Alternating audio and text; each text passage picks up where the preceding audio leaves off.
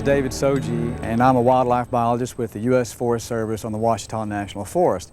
And it's my pleasure to be able to talk to you for a few minutes about the bats of Arkansas. Absolutely my most favorite animals of all. When we think about bats, a lot of people think about maybe one or two different types of bats, but in Arkansas we really have a unique situation. We have 16 different kinds of bats in the state. 3 of those species are now on the endangered species list. But most of the bats that we have in Arkansas are tree bats, and the kinds of bats that are in your backyard or in your town, and they're virtually everywhere throughout the state. And what I wanted to do is show you a bat and some of the equipment that we use to capture the bats and study them and let you get a little better idea and familiarize yourself with this really remarkable mammal. Well, the first thing I wanted to do is pull one of the bats out of the bag. One of the ways that I capture bats, or when I capture them, is I put them in a pillowcase or some other type of holding structure so that they won't damage their wings and they won't flop around a lot. And when people think about bats as far as size goes, they tend to think about the bat they see flying through the streetlight at nighttime and this tremendous animal. I get reports of bats being this big coming through the streetlights, and that's just not the case. In fact, I've got one full grown in my hand right here. This is called an eastern pipistrelle, and this is one of Arkansas's smallest bats. An absolutely gorgeous little animal that it's the only bat in the state, as a matter of fact. It has orange forearms, so it's very easily identified, and you can see those right there. And while we have the bat out, what I wanted to do was go over a little bit of the anatomy so that you can understand the parts of a bat, so that when you see one close up and personal, that you'll be able to identify the features of this particular mammal. When we look at bats, of course, the most noticeable thing about them and the thing that makes them so unique among mammals is that they can fly. And the wings are simply modifications of an arm and hand system very similar to our own. If we look at the top of the bat's wing, we see a little structure that sticks up.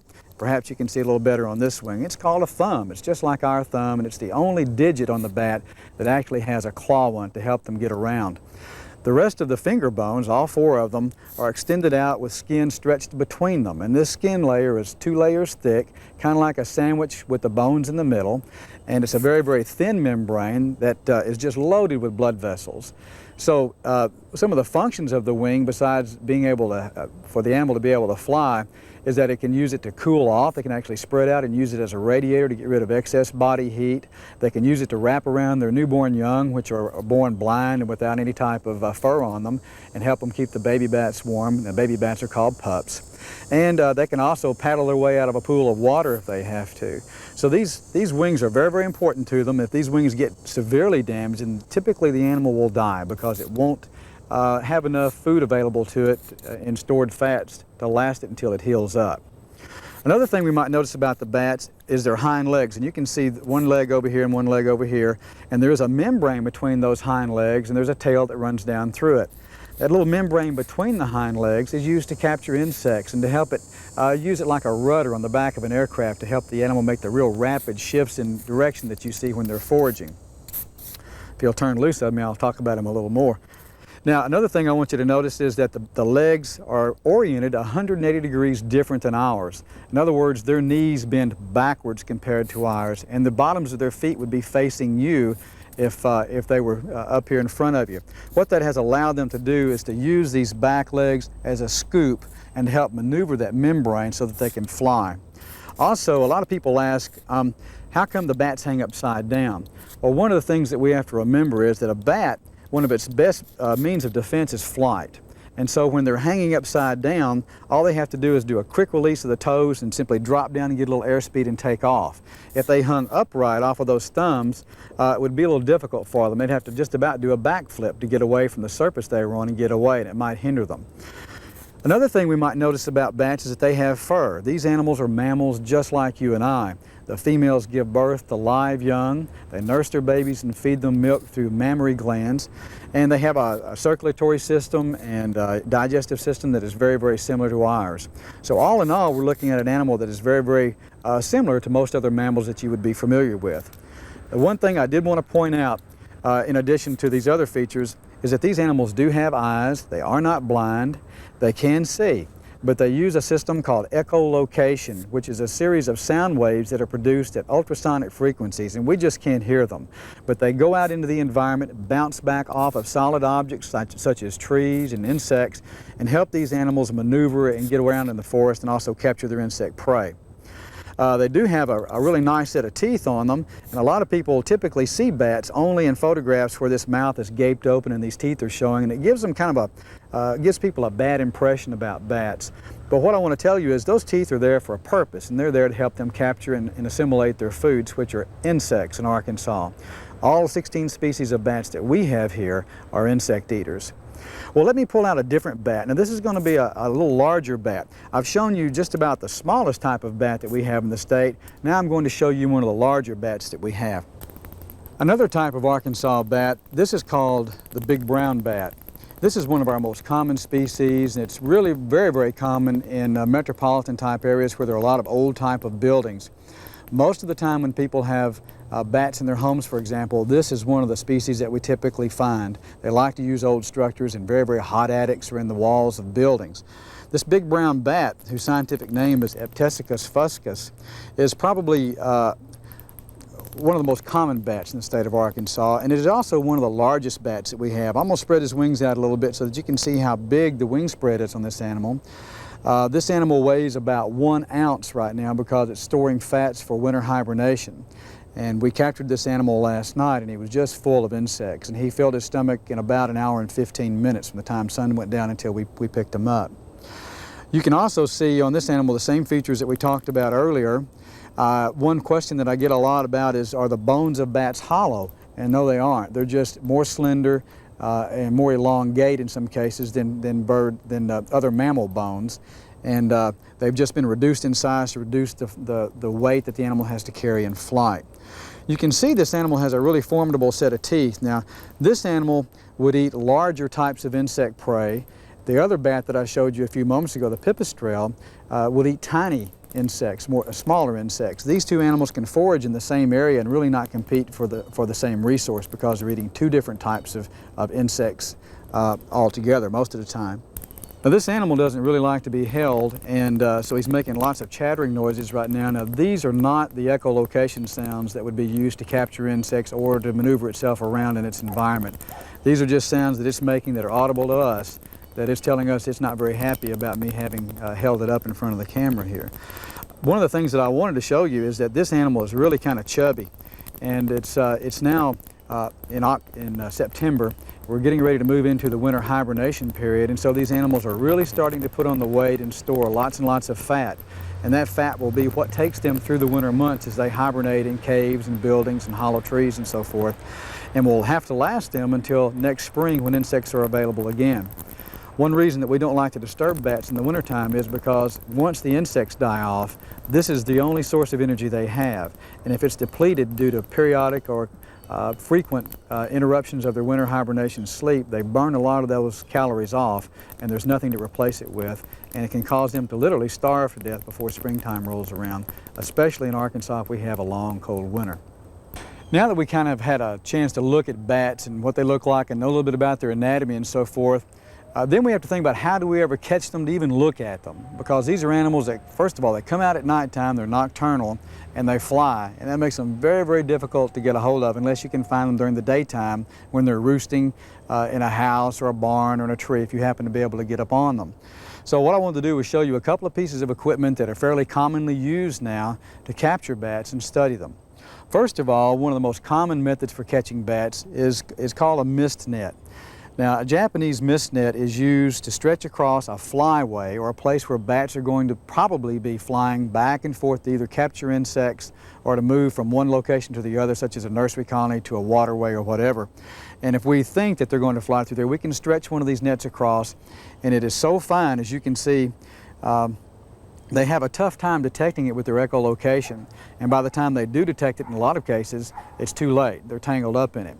And what we do is we get these nets in different sizes. They come in 18, 30, 42, 60 feet in length. And they are 7 feet tall when they're stretched out. This one happens to be an 18-foot net. We could stretch it out 18 feet across, 7 feet high, and put it across a flyway, and it would be virtually invisible to bats. If you can imagine for yourself what it would be like if you were walking down the sidewalk at nighttime with no street lights and bumped into a giant volleyball net, and your arms and legs kind of went through some of the holes and you couldn't get untangled. That's kind of the situation for the bats when they bump into this Japanese mist net. These nets are very, very useful in all types of situations with bats, but the place that I use them most of all is across a stream in a forested area. That's where the bats will come to water, or they will come to feed on insects, and it kind of focuses them into a given area where I can then place a net and hopefully capture a few in the evening. This little piece of equipment is called a mini tube bat detector, and this little piece of equipment will allow us to detect bats even if we can't see them sometimes. And this is the kind of gear that you might have thought Batman might have pulled out of the Batmobile in Gotham City. This little bat detector has a dial on it, and you can see the different numbers up there, and they correspond basically, if you want to think of it, to the different channels on your television. Different bats, when they are echolocating or foraging or flying through their environment, send out those echolocation signals, and they, for different bat species, are different frequencies. So for example, if we wanted to see if there were red bats flying around above us in this tree canopy at nighttime, we would rotate the dial around to 40, turn the machine on, and if the red bats are up there, we would hear them. We would hear them making their echolocation cries. If we wanted to go to some other bat, for example, the big brown bat that we looked at just a few moments ago, we would turn the dial to a different channel or frequency, and then we'd be able to pick up the big brown bats. So this is a real handy little piece of equipment, especially if you're in a demonstration situation such as interpretation in state parks or in your school groups, or if you're out with a bat biologist and you want to hear the bats that are up there as well as catch them and handle them and look at them. This little gadget is really come in handy. The average cost for this thing now is about $250. So it's a fairly expensive little piece of equipment, but very, very handy. Well, now we've kind of moved into the space age, and the next piece of gear that I wanted to show you is something that really is a direct result, I guess you would say, of the space program, because miniaturization is the key to being able to study animals as small as the ones that we're talking about. The pipistrelle bat that I showed you at the beginning, when it's full grown and as fat as it's going to get for fall, is going to weigh about 1/5 of 1 ounce, and that's full grown. The big brown bat is going to weigh about 1 ounce in the fall when it got lots and lots of fat and ready for hibernation. Well, for us to be able to attach some type of equipment to that animal so that we can follow it, it's got to be really, really small, because we don't want to put more weight on the animal than it can possibly carry and still carry out all the functions that it needs to do in carrying on its normal life cycle. So miniaturization, as a result of the space program, has brought us things such as this radio transmitter. This little tiny transmitter that you can, I hope, can see here, weighs about 0.7 grams. It's very, very small. In fact, if we stacked 3 of these on top of each other, their total combined weight would weigh the same as a 1-penny coin. Now what you're looking at is a very tiny battery that will last, in this particular case, between 18 and 21 days, the actual transmitter, and then an antenna that trails behind. This piece of equipment is attached to the back of a bat, usually between the shoulder blades, with some type of glue, and most of the time we use a surgical glue called Skin Bond. And in many cases, if we have a really long-haired type of a bat, we will clip that off and get closer down to the skin, glue it on, and turn the bat loose. Well, each of these radio transmitters broadcast at its own frequency. So, for example, if we have 2 or 3 bats with radio transmitters, they all have their own individual frequency that we can tune to and pick up the individual bats and know who we're tracking. These little transmitters are very tiny, they're very fragile, and they cost about $125 a piece. But that $125, while it seems like a lot of money, is really not that much money when you think about all of the information that you can gather on an animal's life history that you might never be able to gather if you couldn't follow them around and see where they're at. And we've been able to track bats, especially some of our tree bats in the Ouachita National Forest, by using these things back to the tree that they're roosting in, then take a pair of binoculars and actually find them within the foliage of the trees. And that's just virtually unheard of in the past. So this has been a really, really neat little piece of equipment. Well, once we glue this on the bat, well, then we've got to be able to pick up the signal. And so very much like tuning in the bat detector or the radio in your car, we're going to tune in, for example, this particular radio that's attached to, say, a particular bat. Now this particular one has a radio frequency of 0.398. For us to track the bats that we've attached a radio transmitter to, we need some type of receiving equipment. And this is called a Falcon 5 scanner. We can actually program in up to 64 bats at one time and actually be able to tell whether they're in an area or not within about a mile of where we're going to be working. But what we usually do is we track 1 or 2 or 3 bats at a time. and we program in the frequency of the transmitter that we want to follow. In this case it was 398, and I'll give you an idea of what it sounds like or what the biologist hears from the signals that are put out from this particular transmitter. Now if we tune this to any other frequency, we won't pick up this bat, so we have to be specifically tuned to 398 to pick up this particular animal. Now when we're in the field, of course, I'm holding the transmitter very, very close to the antenna receptacle so that you can hear the beeping, and we would hear that through a set of headphones that we'd be wearing. But in the field, what we would do is we would attach a directional antenna to this piece of equipment. Directional antenna looks very much like a small TV antenna. It has a handle on it so that we can carry it. And by directional, what I mean is that we would plug this end of the antenna into the receiver, tune to 398 if we wanted to track that particular animal, and then we would stop periodically in our study area and move this antenna around so that we could see if we could pick up a signal. Now once we start to receive a signal, the reason this thing is called a directional antenna is because if the signal is straight ahead of us in this particular case, and we turn this antenna to the left, the signal will fade. If we turn the signal back to the right of straight ahead, it will also fade. And what that does is that gives us a general direction in which we can go and start to track this animal. Once we get to the location or the tree where the bat is located, we can then take this antenna and actually, with a switch inside the receiver, find out exactly which tree it's in, and then we can figure out where in that tree canopy the bat is actually located. So this piece of equipment has allowed us to really go home with the bats, to give us a chance to, for example, go back and see what kind of trees they roost in. How high do they like to roost? Do they roost on north slopes or south slopes? Is it always by a river? Or we can go back during the reproductive season and see if a female has had pups, and how many pups. Does she have mostly boys or girls? What do we have? This type of equipment has just opened up a whole new world in natural history study of bats. Now one of the things that we always do before we turn our bats loose is we tag them with little bands. And these bands bear either a number or a series of letters on them that allow us to know if we've recaptured or if we have captured that bat before. And this little band that you see is yellow, and this one happens to have 4 letters on it, and it's OUNF, and that's for Ouachita National Forest. Another band that we would put on a bat, if we were to attach bands to it, would be a different color with numbers on it.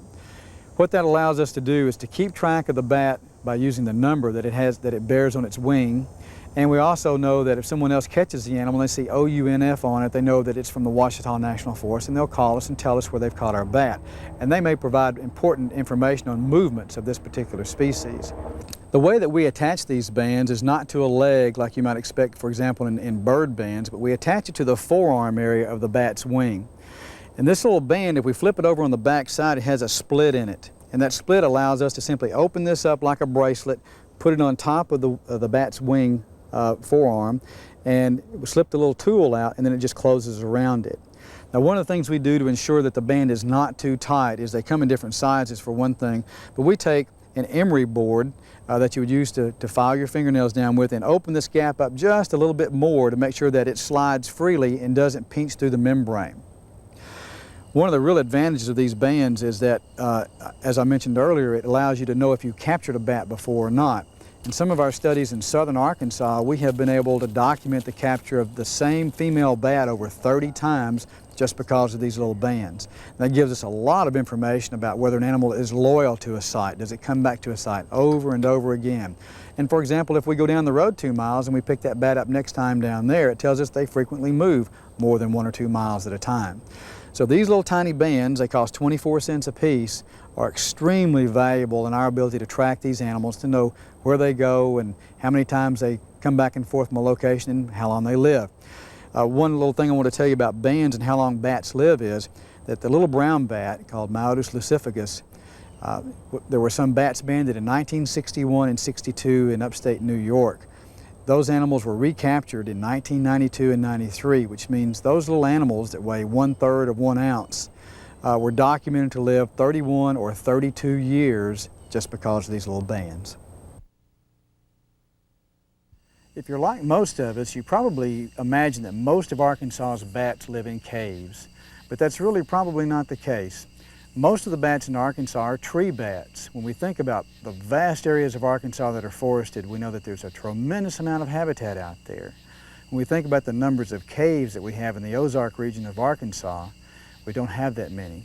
And so we have to think about all the places that bats can live. And so those things include caves, trees, buildings that are occupied by humans, buildings that have been occupied but are now abandoned by humans. We've even found bats in southern Arkansas hibernating in old abandoned water wells deep in the ground. So bats have tried to use almost every available niche and habitat component that they can get a hold of in the state of Arkansas. So it's really neat. You can find them just anywhere you go. Well, to help us better understand that bats use the woods a lot and the streams and so forth for feeding areas, let's go and set some mist nets up and look at a piece of equipment that we use to collect bats with over streams in the mountains of Arkansas. It's going to be about 7 feet tall. It's 30 feet across, and we can get nets that are actually up to 100 feet across, but we don't ever use those big ones like that here. We're going to smooth out these little folded areas that you see where the netting is really doubled here. This is going to be our bag. And a bag is a situation where when a bat comes in and hits the net, it drops down into this bag, and that holds it in place, keeps it from escaping until you have time to get out there.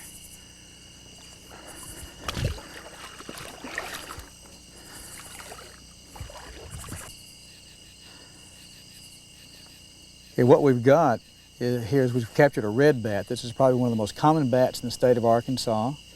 Very, very common tree bat here in the Ouachitas and also in the Ozarks. And it's been captured in this bag we were talking about.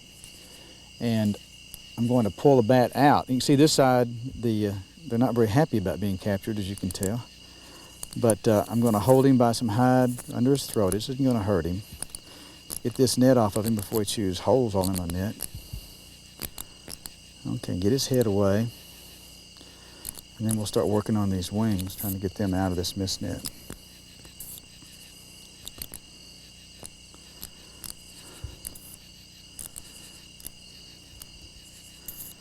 The thing that all of us need to remember about these bats is that they are wild animals, and they need to be treated with that in mind, that this animal will do what it can to get away. It's not going to bite me because it's mean, but because it's afraid and it would like to get out of here. Go eat insects. So we don't want to handle them any more than we have to because it kind of stresses them out, I'm sure. And so what we have now is a red bat, little male, absolutely beautiful. And let me flip him around on the other side and show you the colors of the red bat, kind of a yellowish red. And if you'll notice that this particular bat has fur all the way down on this membrane between the hind legs that we've talked about. And in this case, these bats even hibernate out in the trees in the wintertime. And so we have this blanket-like effect by them using this to cover themselves up. Really beautiful, beautiful bat. Probably the most common bat in the Ouachita Mountains. One evening with a net just like this, we captured 144 of them in 3 hours.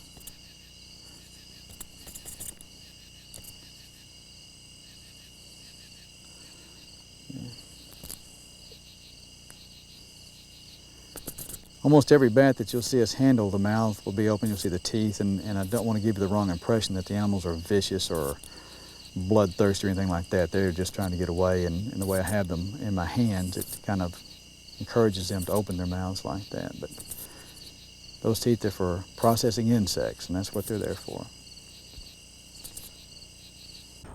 Well, we've talked about Arkansas's bats, 16 different species, all extremely beneficial because they are insect eaters, and that we have 3 that are on the endangered species list.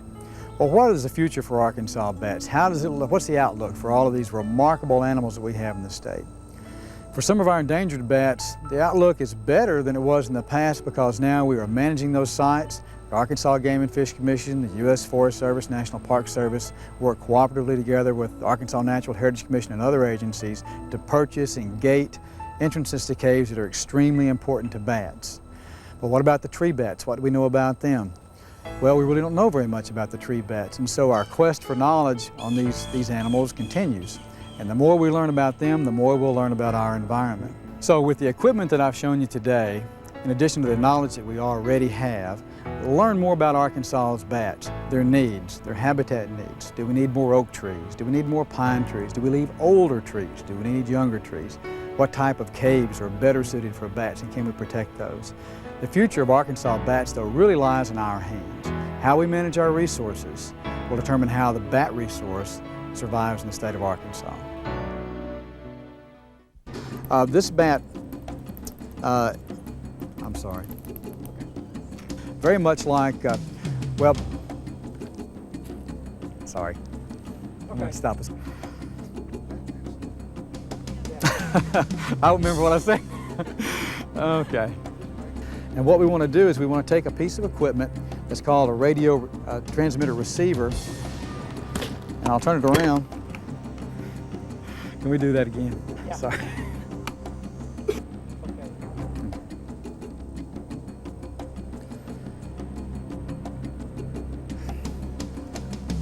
Oh, I just lost it. I just looked up and just went, well, where am I today? Okay.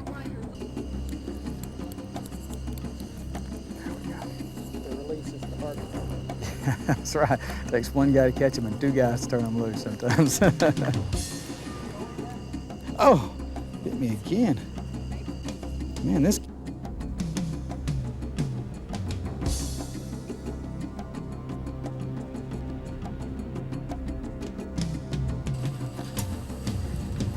When the bats drop down into, we've caught someone here. Let me see. Let's see, there we go. And when they Oh, that was a little baddie.